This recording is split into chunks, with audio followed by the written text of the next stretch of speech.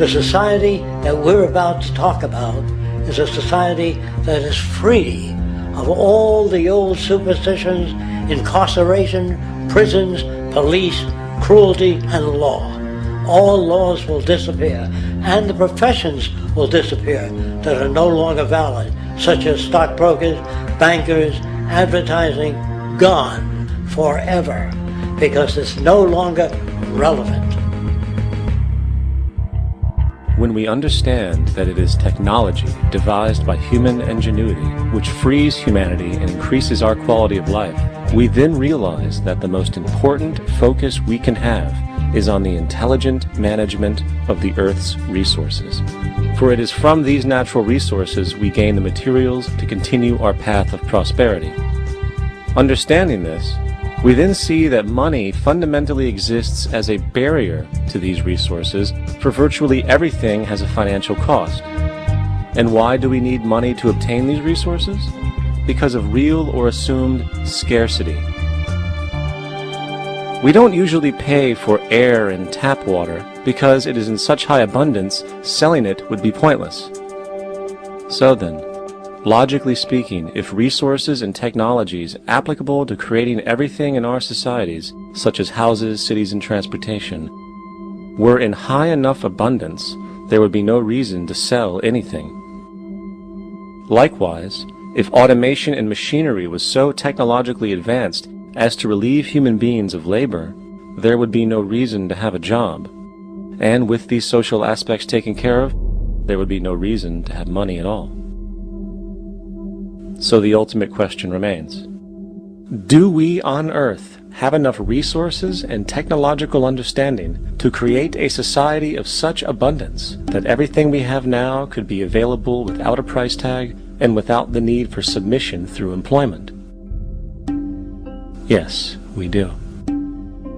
We have the resources and technology to enable this at a minimum, along with the ability to raise the standard of living so high that people in the future will look back at our civilization now and gawk at how primitive and immature our society was.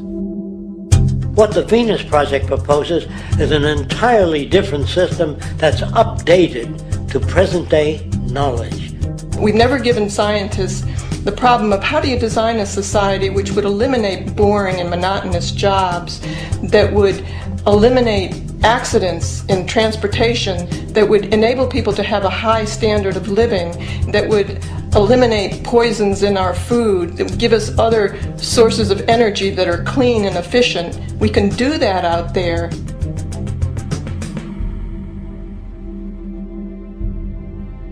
The major difference between a resource-based economy and a monetary system is that a resource-based economy is really concerned with people and their well-being, where a monetary system has become so distorted that the concerns of the people are really secondary, if they're there at all. The products that are turned out are for how much money you can get. If there is a problem in society and you can't earn money from solving that problem, then it won't be done. The resource-based economy is really not close to anything that's been tried. And with all our technology today, we can create abundance. It could be used to improve everyone's lifestyle. Abundance all over the world if we use our technology wisely and maintain the environment. It's a very different system, and it's very hard to talk about because the public is not that well enough informed as to the state of technology.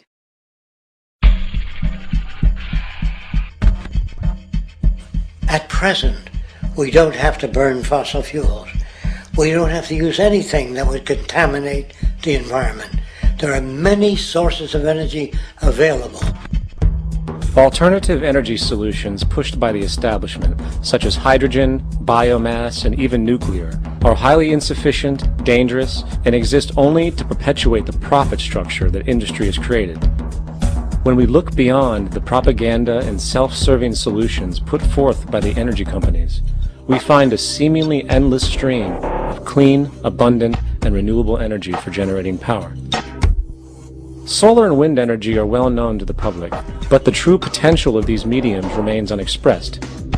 Solar energy derived from the sun has such abundance that 1 hour of light at high noon contains more energy than what the entire world consumes in a year. If we could capture 1/100% of this energy, the world would never have to use oil, gas, or anything else. The question then is not availability, but the technology to harness it.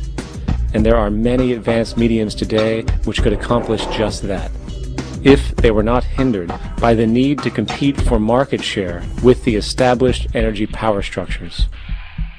Then there's wind energy. Wind energy has long been denounced as weak, and due to being location-driven, impractical. This is simply not true. The U.S. Department of Energy admitted in 2007 that if wind was fully harvested in just 3 of America's 50 states, it could power the entire nation. And then there are the rather unknown mediums of tidal and wave power. Tidal power is derived from tidal shifts in the ocean. Installing turbines which capture this movement generates energy. In the United Kingdom, 42 sites are currently noted as available, forecasting that 34% of all the UK's energy could come from tidal power alone. Wave power, which extracts energy from the surface motions of the ocean, is estimated to have a global potential of up to 80,000 terawatt-hours a year. This means 50% of the entire planet's energy usage could be produced from this medium alone. Now, it is important to point out that tidal, wave, solar, and wind power requires virtually no preliminary energy to harness, unlike coal, oil, gas, biomass, hydrogen, and all the others. In combination, these 4 mediums alone, if efficiently harnessed through technology, could power the world forever. That being said, there happens to be another form of clean, renewable energy which trumps them all: geothermal power. Geothermal energy utilizes what is called heat mining, which, through a simple process using water, is able to generate massive amounts of clean energy. In 2006, an MIT report on geothermal energy found that 13,000 zettajoules of power are currently available in the Earth, with the possibility of 2,000 zettajoules being easily tappable with improved technology. The total energy consumption of all the countries on the planet is about half of a zettajoule a year.